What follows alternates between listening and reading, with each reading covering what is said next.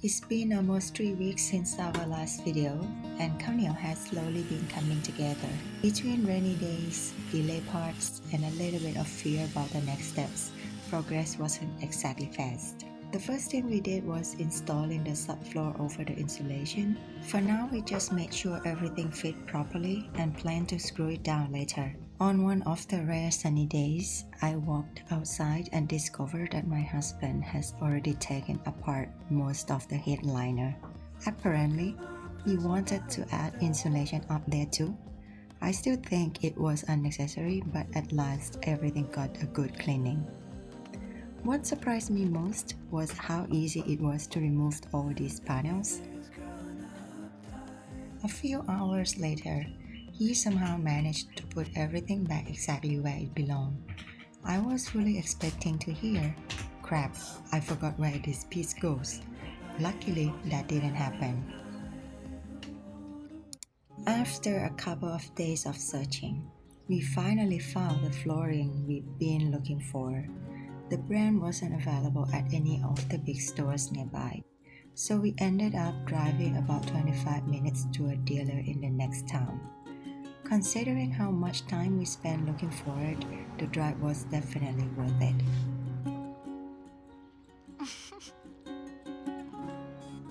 Back home, we used the subfloor panels as templates to mock up the flooring. That made it much easier to trim everything to fit the fan interior. And of course, the rain clouds started showing up again. With rain on the way, we were trying to finish up all the outdoor work before the weather changed. Believe it or not, this simple looking step took us almost an hour. Most of the time was spent taking pieces in and out, checking measurements, and making tiny adjustments over and over again. Once we were happy with the fit, it was time to secure the subfloor. The challenge was making sure every screw went into the wood supports underneath, not into the insulation foam. So, we drew a layout diagram and marked every support location before drilling. I still don't understand why people choose to build their own camper vans, my husband included. Every simple task somehow turns into 10 extra steps, special tools, and another trip to the hardware store. Even screwing down a piece of wood feels like a whole project.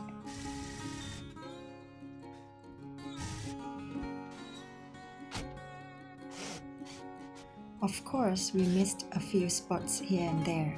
Whenever that happened, I filled the holes with wood filler and convinced myself everything would be fine. Finally, it was time for the flooring. We chose this pattern because we wanted the van to feel like a small cabin rather than a vehicle. And just as we were getting started, it started raining again. Thankfully, this storm didn't stay long. And no, I wasn't taking a nap.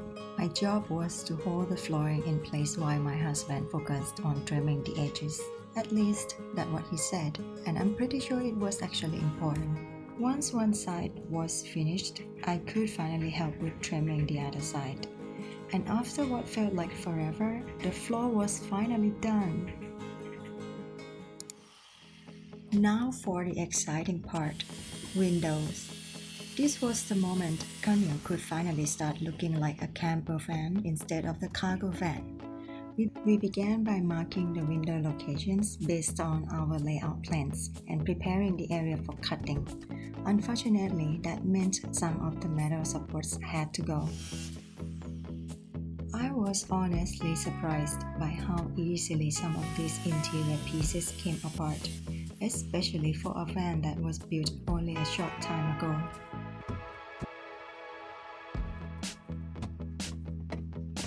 I was wrong when I said Lowe's was our most visited store in the last video. The real winner is Surplus City. We come here almost as often as I used to stop at 7-Eleven in Thailand.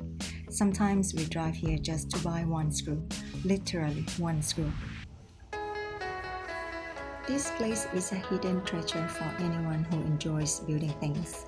From arts and craft supplies to industrial equipment, they seem to have everything, and this time we were here for window screws. Installing the first window was honestly terrifying. We had been putting it off for days, but with a sunny forecast, we finally ran out of excuses. What we thought would be a quick project turned into a much bigger job than expected. Just marking and double-checking the cut lines took nearly an hour.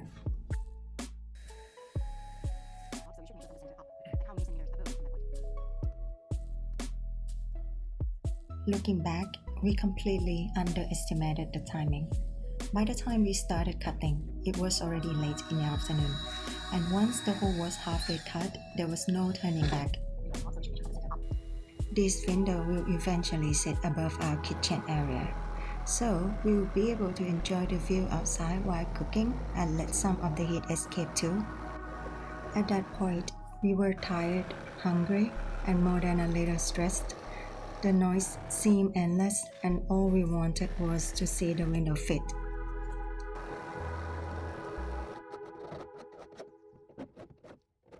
Moment of truth, the good news was that the opening wasn't too large. The only problem was that it was slightly too small.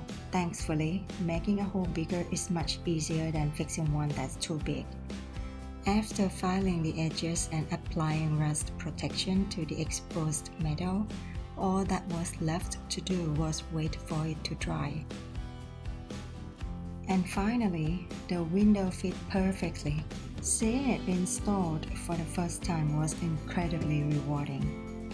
By this point, it was already 8:30 at night, and we ran into another challenge. The window wasn't sealing properly against the inner frame. Thankfully, a tip from a YouTube video saved us.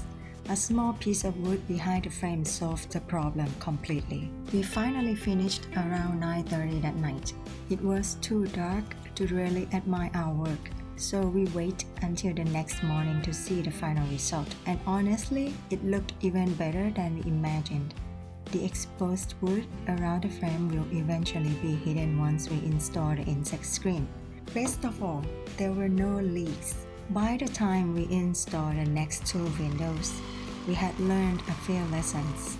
We started much earlier, prepared better, and worked more efficiently.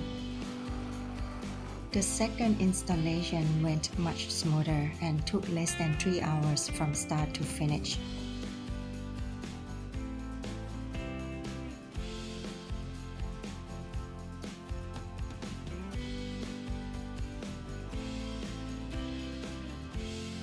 Then came the final window. It took us another 2.5 hours to finish the installation. At this point, I was really hoping we would never have to cut another hole in this one again. Looking back, it's actually pretty funny because we were both thinking the exact same thing during the installation. What exactly did we get ourselves into?